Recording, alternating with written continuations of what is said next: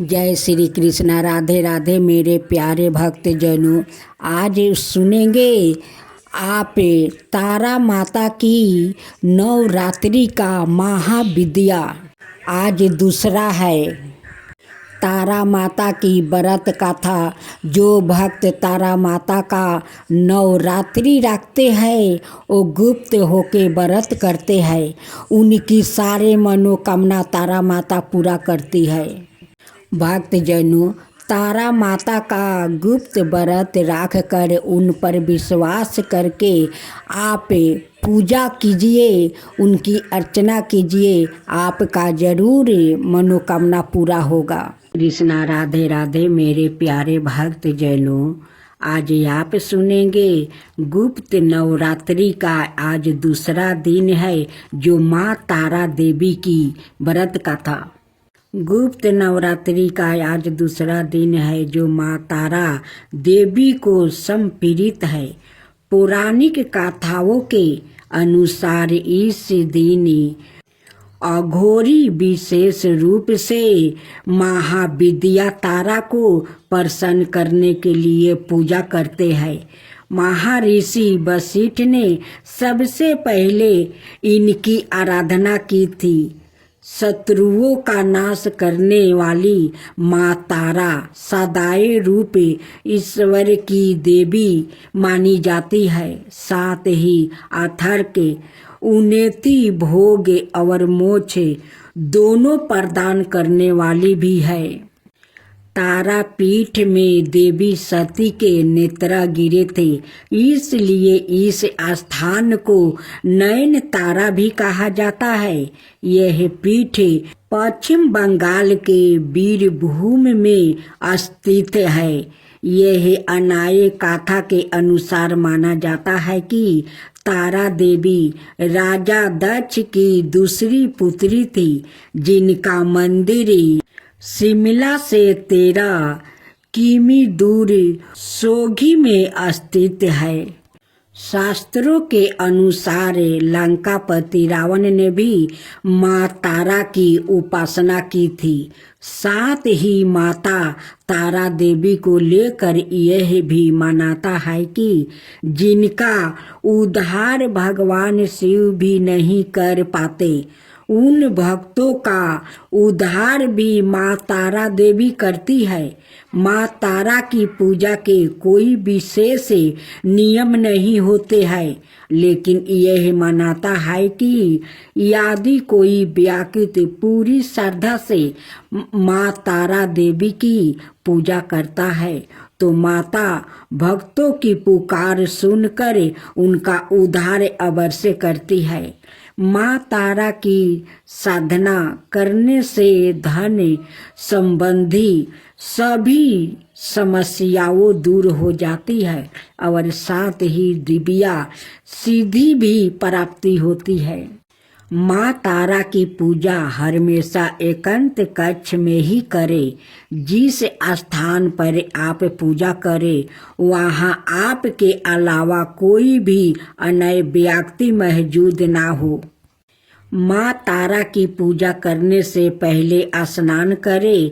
इसके पश्चात एक सफेद रंग की धोती धारण करें। माँ तारा की पूजा हमेशा रात्रि के समय ही की जाती है, इसलिए माँ तारा की पूजा हमेशा अर्धरात्रि में ही करें। माँ तारा देवी की पूजा करते समय पश्चिम दिशा की ओर मुख करके बैठे। पूजा करने वाली चौकी पर गंगा जल छिड़क कर उसे शुद्ध कर ले। चौकी पर गुलाबी रंग का कपड़ा बिछाए और गुलाब के फूल रखे और तारा यंत्र की स्थापना करे। यंत्र के चारों ओर चावल की ढेरिया बनाए। चावल की चारों ढेरियों पर एक एक लवंग रखने के बाद तारा यंत्र के सामने घी का दीपक जलाए और मंत्र जप करे। श्रद्धा पूर्वक माँ तारा की कथा सुने। कथा सुनने के बाद आरती करे। पूजन करने के बाद पूजा में इस्तेमाल की गई सभी सामग्री को किसी बहती नदी में प्रवाहित कर दे। यह पीपल के पेड़ के नीचे जमीन में खोद कर भी दबा सकते हैं। माना जाता है कि नील कांच की माला से 12 माला का जप करने से माँ तारा देवी प्रसन्न होती है और लोगों की मनोकामना पूरी करती है। अब सुने माँ दुर्गा की उत्पत्ति की कथा। देवगणों की शक्ति से देवी की उत्पत्ति हुई, लेकिन देवी के शरीर का अंग प्रत्येक देव की शक्ति का अंश से हुआ है। जैसे भगवान शिव के तेज से माता का मुख बना, श्री हरि विष्णु के तेज से भुजाएं बना, ब्रह्मा जी के तेज से माता के दोनों चरण बने, वही यमराज के तेज से मस्तक और केश, चंद्रमा के तेज से स्तन, इंद्र के तेज से कमर, वरुण के तेज से जांघें, पृथ्वी के तेज से नितंब, सूर्य के तेज से दोनों पैरों की अंगुलियां, प्रजापति के तेज से सारे दांत, अग्नि के तेज से दोनों नेत्रा, संध्या के तेज से भौर, बाहु के तेज से कान और अन्य देवताओं के तेज से देवी का विभिन्न अंग बने। देवी का जन्म तो हो गया, लेकिन असुरों के अंत के लिए अभी भी अपार शक्ति की जरूरत थी। तब भगवान शिव ने उनको अपना त्रिशूल, भगवान विष्णु ने चक्र दिया, हनुमान जी ने गदा दिया, श्री राम ने धनुष दिया, अग्नि ने शक्ति बाण से भरे तरकस दिया, वरुण ने दिव्या शंख, प्रजापति ने स्फटिक मणियों की माला, लक्ष्मी जी ने कमल का फूल दिया, इंद्र ने वज्र दिया, शेष नाग ने मणियों से सुशोभित नाग दिया, वरुण देव ने पास और तीर दिया, ब्रह्मा जी ने चारों वेद दिया और हिमालय पर्वत ने माता को उनका वाहन सिंह दिया। इन सभी अस्त्र शस्त्र को देवी दुर्गा ने अपनी 18 भुजाओं में धारण किया। अस्त्र शस्त्र और आंतरिक शक्ति से देवी का विराट रूप बन गया और असुर उन्हें देख कर ही भयभीत होने लगा। देवी के पास सभी देवताओं की शक्तियां हैं, उनके जैसे कोई दूसरा शक्तिशाली नहीं है। उनमें अपार शक्ति है, उन शक्तियों का कोई अंत नहीं है, इसलिए वो आदि शक्ति कहलाती है। भगवान शिव और उनके परिवार से भला कौन परिचित नहीं है। बहुत कम लोग जानते हैं कि शिव जी की एक बहन भी थी। जाने क्या है उनके जन्म की कहानी और कैसे थे देवी पार्वती से उनके संबंध। शास्त्रों के मुताबिक इनके संबंध में धर्म ग्रंथों में ज़्यादा नहीं बताया गया है। अब सवाल ये उठता है कि जब शिव का जन्म ही नहीं हुआ, यानी वो अजमेन है, तब उनकी बहन कहाँ से आई। पौराणिक कथा के मुताबिक जब शंकर भगवान से विवाह के बाद माता पार्वती कैलाश पर्वत पर आई थी, तब उन्हें कैलाश पर्वत पर अत्यंत अकेलापन महसूस हुआ।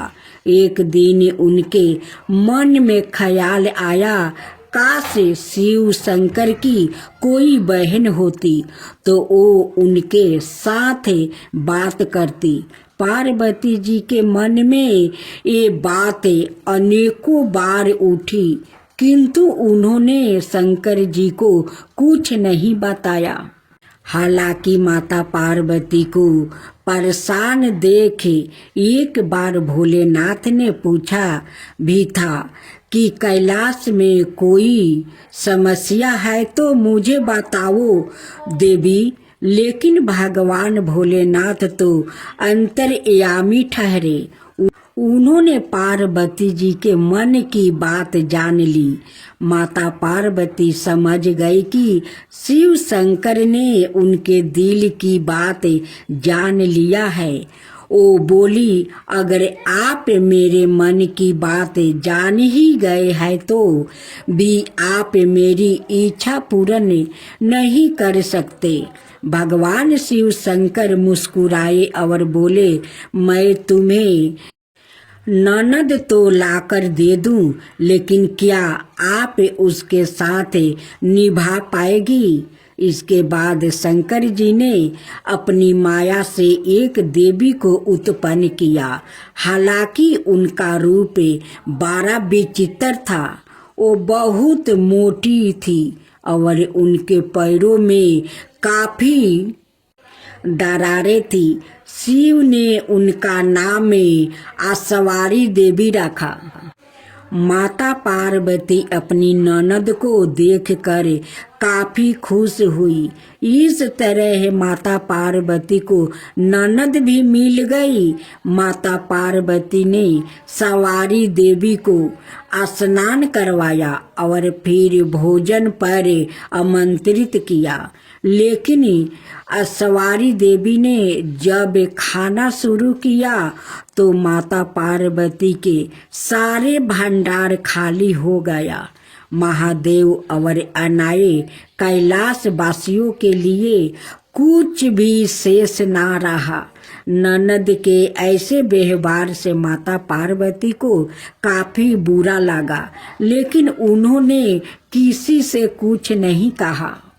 इसके बाद माता पार्वती ने सवारी देवी को पहनने के लिए नए वस्तु भेंट किया, मगर वो इतनी मोटी थी कि उन्हें वस्तु छोटे पड़ गए। इसके बाद माता पार्वती दूसरे वस्तु लेने गई तो सवारी देवी ने अपनी भाभी के साथ मजाक करना शुरू कर दिया। ननद सवारी देवी ने हंसी ठिठोली करते हुए अपनी भाभी को अपने पैरों की दरारों में छुपा लिया। पार्वती जी के लिए दरारों में सांस लेना भी मुश्किल हो गया। उसी समय उधर से शंकर जी माता पार्वती को खोजते हुए आ गया और सवारी देवी से बोले, आपको मालूम है पार्वती कहाँ है? सवारी देवी ने शरारत भरे शब्दों में कहा, मुझे क्या मालूम कहाँ है भाभी। तभी शिव शंकर समझ गया कि सवारी देवी कोई शरारत कर रही है। उन्होंने कहा, सत्य बोलो, मैं जानता हूँ तुम झूठ बोल रही हो। सवारी देवी जोर जोर से हंसने लगी और जोर से अपना पैर जमीन पर पटक दिया। तभी पैर की दरारों में दबी माता पार्वती झटके के साथ बाहर आ गई। ननद के इस व्यवहार से माता पार्वती का मन बहुत ज्यादा दुखी हुआ। वो गुस्से में भगवान भोलेनाथ से बोली, आपकी विशेष कृपा होगी अगर आप अपनी बहन को ससुराल भेज दे। मुझसे गलती हो गई जो मैंने ननद की इच्छा की। भगवान भोलेनाथ समझ गया कि भाभी ननद में बहुत पटने वाली नहीं है। इसके बाद उन्होंने सवारी देवी को कैलाश पर्वत से विदा कर दिया।